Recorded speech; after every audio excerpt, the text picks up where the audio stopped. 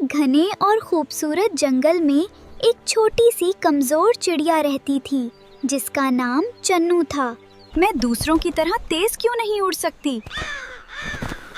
تم کبھی بھی ہم جیسی نہیں بن سکتی۔ یہ باتیں سن کر چنو کو بہت دکھ ہوتا، مگر اس نے ہمت نہیں ہاری۔ بھاگو!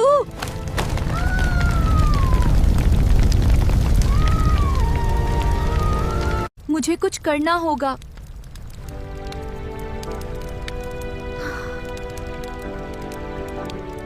چنو اپنی چھوٹی سی چونچ میں پانی بھر کر بار بار آگ پر ڈالنے لگی۔ تمہاری اتنی سی کوشش سے کیا ہوگا؟ شاید میں اکیلی آگ نہیں بجھا سکتی، لیکن میں اپنا حصہ ضرور ڈال رہی ہوں۔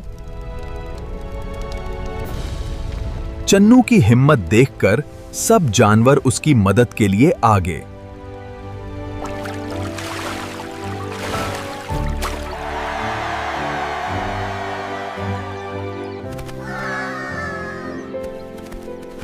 چنو، تم واقعی بہادر ہو۔